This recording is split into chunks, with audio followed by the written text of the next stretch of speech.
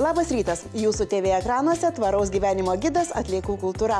Šiandien temos itin aktualios, tad be ilgesnių įžangų kviečiu pasižiūrėti trumpą laidos anonsą. Šią savaitę atliekų kultūroje pianino virtuozė Ieva Dudaitė Radžiūnė ir jos mintys. Mano vyras tikras šaldytuvo policininkas. Nerūšiuojate? Mokėsite daugiau. Tai didinam atliekų tvarkymo kainą. Jeigu metat daug pakuočių į mišrias komunalinės, mokestis už tai ir didėja. Jūs pasiruošę? Mes pradedam. O laidą pradėsime nuo jaukaus ir gan atviro pokalbio su viena geriausių šių dienų pianisčių Lietuvoje, Ieva Dudaitė Radžiūnė. Kas man buvo netikėta, kad ji kilusi iš Panevėžio, dar maloniai nustebino tai, jog šiam interviu ji ruošiasi itin atsakingai. Todėl tikiu, kad ne vienas po pokalbio rasite ko pasisemti. Ar įkvėpimo, ar idėjų, ar noro tiesiog gyventi ir elgtis atsakingiau. Dėmesio į ekranus.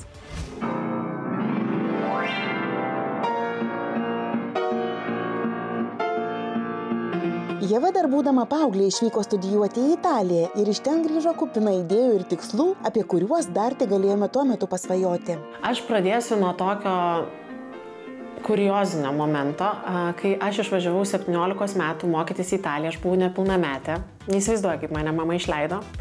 Ir aš nuvažiuoju ir aš grįžtu kalėdoms, ar ne? Tai buvo pirmasis semestras nuo rugsėjo iki gruodžio. Ir kokią gruodžio 20 dieną aš mamai ir tėčiui pasakoju, kaip ten mes aktyvūs, kaip mes ten biodujas kaupiam koledže, kompostą darom, gaminsim biodujas ir iš dalies apšildysim vieną patalpą biodujomis. Ir tai yra tokia nuostabi sustainability idėja. Ir mano tėvai mane sustabdo, ką tu pasakei, kas čia per sustainability?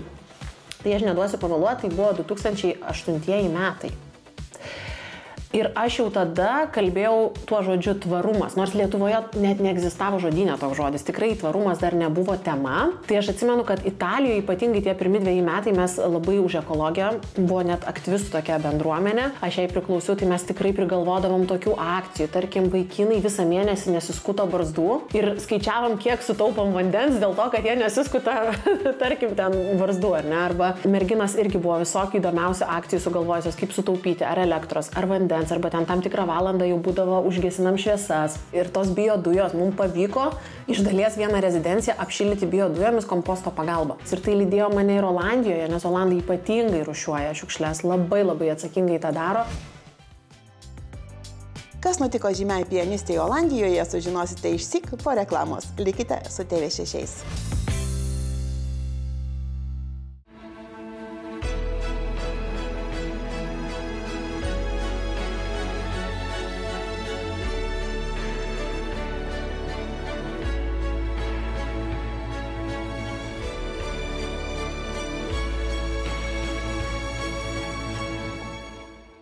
Labas rytas, jūs žiūrite laidą Atliekų kultūra. Šįryt ją pradėjome nuo pokalbio su nepaprastai charizmatiška asmenybė, pianistė Ieva Dudaitė Radžiūnė.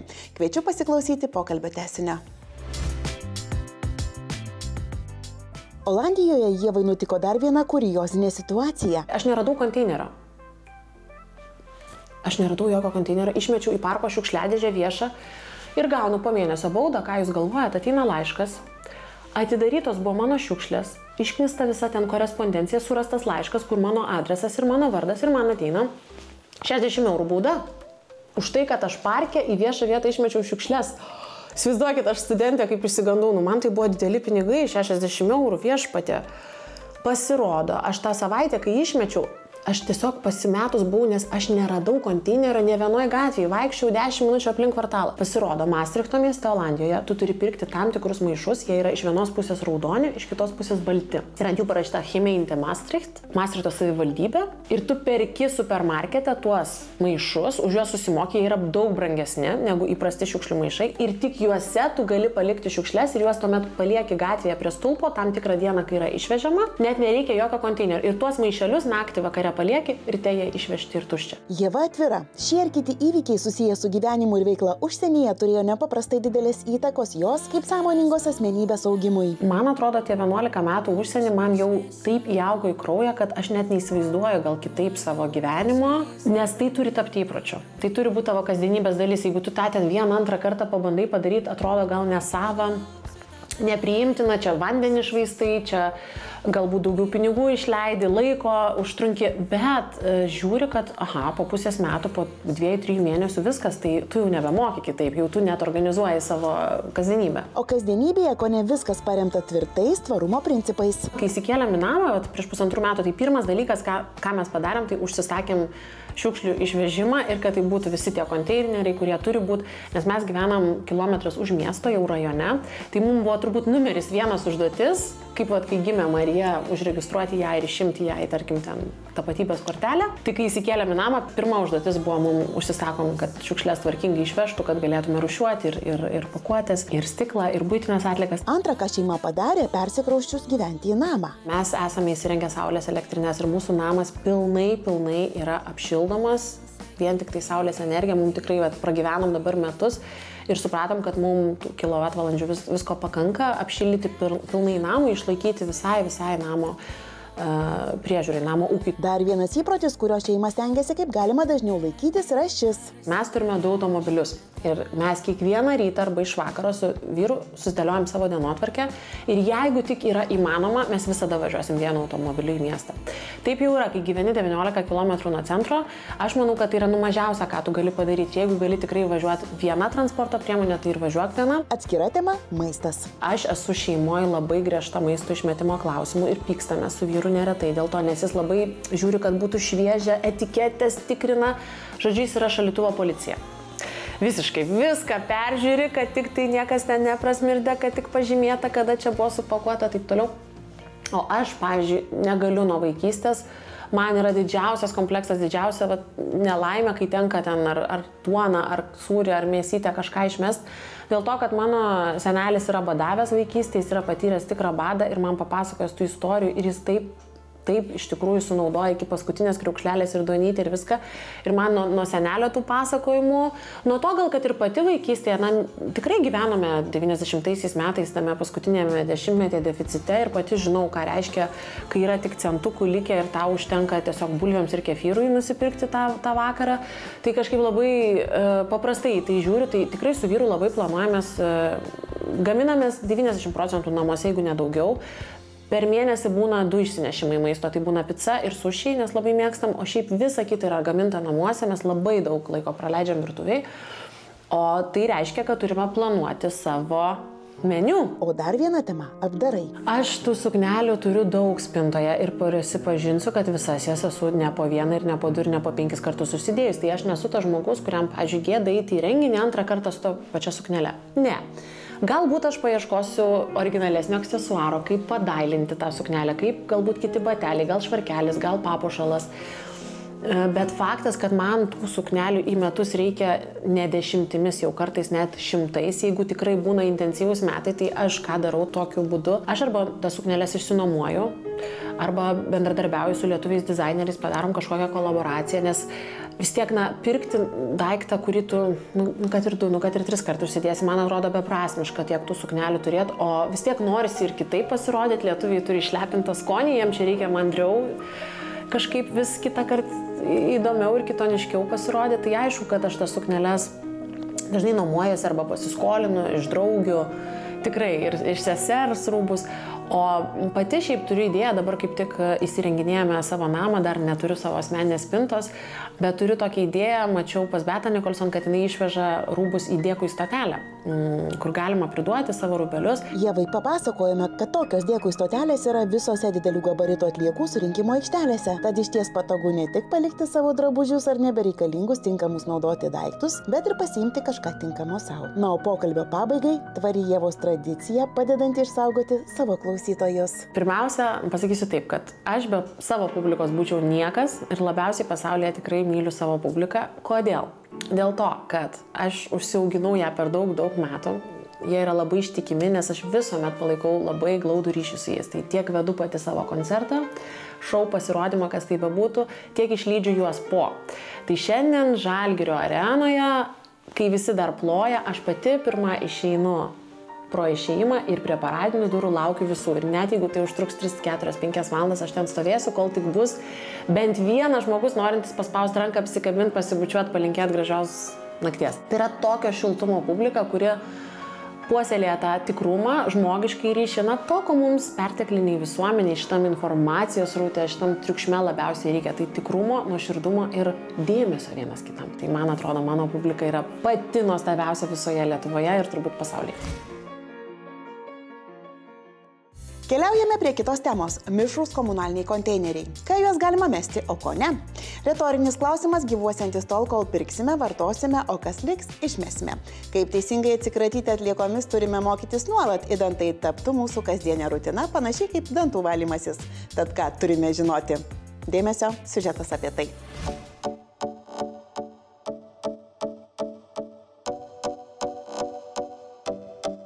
Siužetą ir pradėkime tiesiai šviesiai nuo klausimo, ką galima mesti į konteinerius skirtus mišrioms atliekoms. Kaip aš sakau, pirmiausia, tai kam skirtas mišrių komunalinių atliekų konteineris? Tai yra skirtas atliekoms po pirminio rūšiavimo. Mes visi žinom, kad ateinam, atsinešam atliekas ir jas turim išrūšiuoti. Tai yra plastiko konteineris pakuotėm, popieriaus konteineris pakuotėm, stiklo konteineris.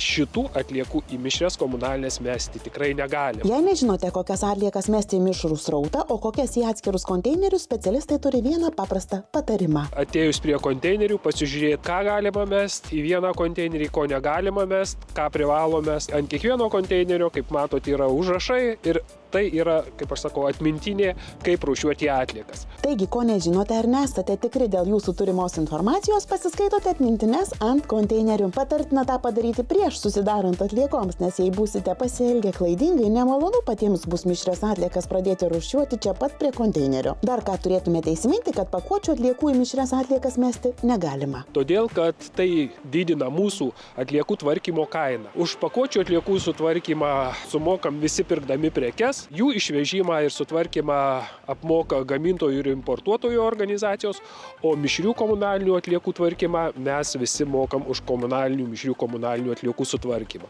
Todėl, kaip aš sakau, jeigu metat daug pakuočių į mišrias komunalinės, tai tas mokestis, aišku, pas mus už tai ir didėja. Paprastai kalbant, jei įsigijote prekę pakuotėje už jos teisingą sutvarkymą, jau sumokate pirkinio įsigijimo metu. Jei pakuotę išmetate į mišrias komunalinės atliekas, už jos sutvarkymą sumokate dar kartą. Ar norite taip nuskriausti save, savo piniginės turinį ir aplinką? Ne? Tuomet nemeskite pakuočių į mišrius komunalinius konteinerius. Ko dar negalima mesti į mišrių komunalinių atliekų konteinerius? Draudžiama mesti, kaip ir dažniausiai pasitaikanti yra atlieka, tai būna visos statybinės medžiagos, visokie cementų likučiai, lakai. Tai pasitaiko ir elektronikos, šiltuoju laikotarpiu pasitaiko labiausiai tai žaliosios atliekos, dažniausiai sodų, žolės, obuoliai, visas pagrindas, ko draudžiamų mesti ir nereikėtų, būtent yra žaliosios atliekos. Tada dar irgi pasitaiko baldų, pati elektronika, žmonės kažkodėl galvoja, kad tai mišri atlieka. Atskira tema – pelenai. Šiandienai kaip ir nėra atskiros pelenų surinkimo sistemos, tai visi tie užgesinti pelenai patenka į mišrių atliekų konteinerius ir su tais konteineriais, kaip sakyti, surenkami ir atvyksta viskas čia pas mus atvežama. Kad ir kur pelenai susidarytų, ar po iškilos laukiai, išsikepus mėsos, ar vėsesnį vakarą pasikūrus židinį, yra viena svarbi sąlyga, kada juos galima ramia širdimi išpilti į konteinerį skirtą mišrioms atliekoms. Didžiausios klaidos, kad žmonės neįsitikina, ar jie yra užgesę. Kitą kartą susideda gal į kažkokį metalinį kibiriuką, į kažkur ir paprasčiausiai supila į mišrų konteinerį. Tai žiemos metu labai daug mūsų sistemoje yra sudeginama konteinerių, kubiliukų, tų maišų pradeginama, žmonės visur supila ir į bendro naudojimo, ir individualių namų konteinerius. Ko pasekoja kitą kartą nespėja sudegti konteineris, tai rusenantys pelenai patenka ir į mišrų srautą, gal šiukšliavežėse yra tie pelenai pridusinami, kai atvyksta pas mus į MBA įrenginius, gauna deguonies, tai net kelis kartus esam užfiksavę, kad jau yra rusena atliekos, tai aišku, greit reaguojam ir kad nekiltų gaisras ir pašalinam visus šitus, bet tai yra jo rizika. Lygiai taip pat gaisrą gali sukelti ir įvairios baterijos. Vienos pavojingiausių – ličio. Atrodo, ta elektrifikacija tokia panacėja iš vienos pusės, iš kitos pusės sukelia tam tikras problemas, bet to gaisringumo Jos tikrai labai degios ir sunkiai gesinamos. Į mišrias komunalinės jų tikrai mesti negalima, bet geriausia tai yra viską atvežti į didelių gabaritų surinkimo aikšteles. Taigi, jei turite pavojingų medžiagų bei baterijų, visas šias atliekas vežkite į didelių gabaritų atliekų surinkimo aikšteles. Rengiant mūsų laidas pastebėjome vieną pagrindinę žmonių būdo ypatybę – sudėtinga pirkti saikingai. Tad vienas svarbiausių patarimų apsilankant parduotuvėse – pirkite su saiku, tai ką turite saugokite. Nusidėvėjus, kreipkitės į specialistus, o šiandien su vienu tokiu ir supažindinsime. Dėmesio į ekranus, avalynės ir rankinių prikėlėjas Laimis Lomonosovas.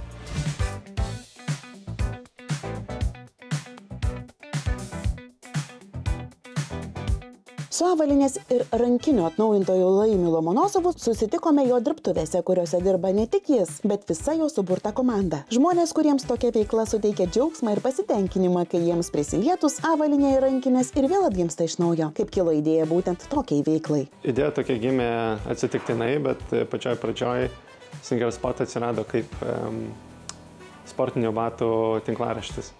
Tai pradėjom rašyti straipsnius, buvom kedų entuziastai. Ir pradėjom rašyti straipsnius apie kedus, kokius verta pirkti, nešiot, kokie nauji modeliai. Čia buvo apie 2016.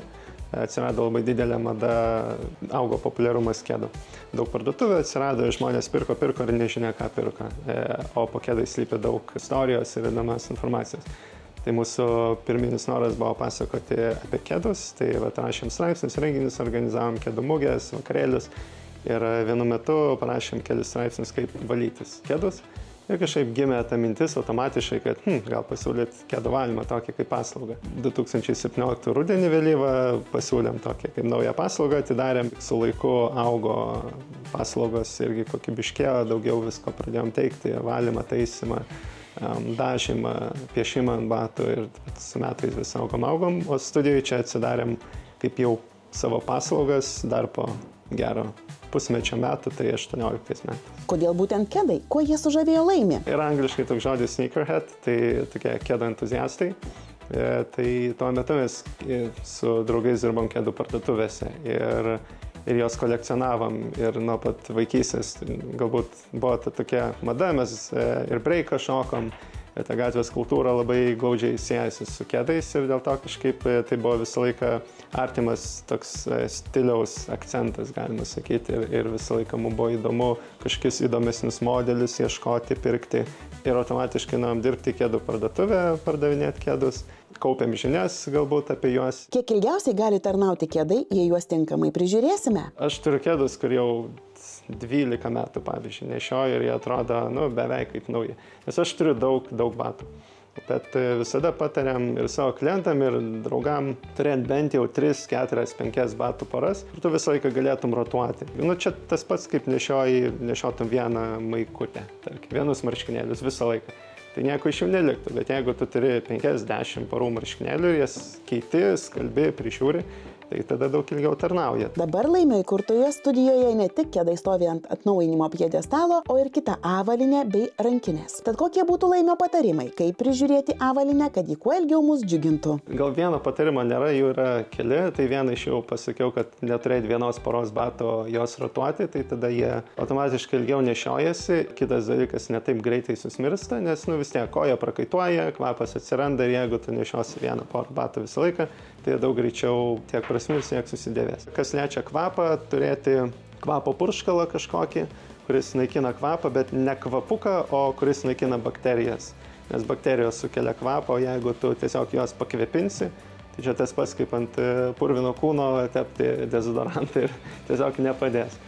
Tai tą geriausia daryti po kiekvieno grįžimo namo, tada sunaikini bakterijas ir netaip smirsta batai. Kitas dalykas, jeigu batai yra iš verstos odos arba tekstilės, iš bet kokio audinio, kuris sugeria drėgmę. Pavyzdžiui, lygi oda, ji daug atsparesnė, bet ten versta oda jau labai yra sugerianti drėgmę, tai būtinai reikia impregnuoti juos, kai jie yra švarūs. Geriausia naudoti nano impregnantą, nes jie padengia tokią nano membraną, kuri iš vidaus leidžia batui kvėpuoti, tai koja nešunta, o iš išorės nepraleidžia drėgmės.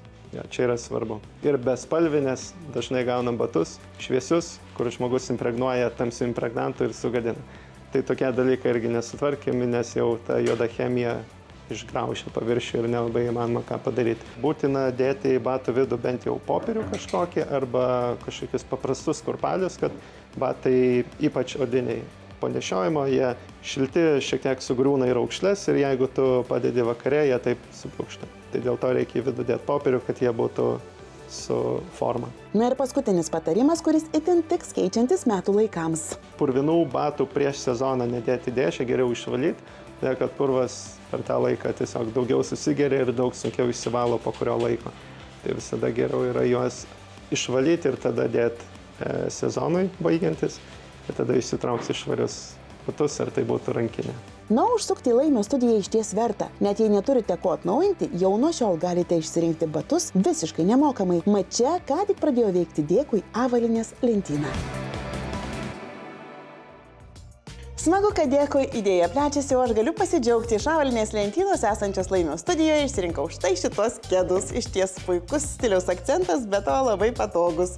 Na, o aš su jumis atsisveikinu ir dėkoju už drabužius, kuriuos išsirinkau vienoje Dėkui stotelių esančių Vilniuje. Jūs taip pat kviečiu apsilankyti, išsirinkti, kas patinka ir tinka, o kas nebereikalinga, bet dar gali tarnauti, palikti. Viskas. Iki pasimatymo lygiai po savaitės. Laida rodoma šeštadieniais 11 ryto per TV6, o jos kartojimas 9 ryto pirmadienį. Iki. Atliekų kultūra, tai menas filosofija, tai poilsis atnaujintoje sofoje. Atliekų kultūra, tai įpročiai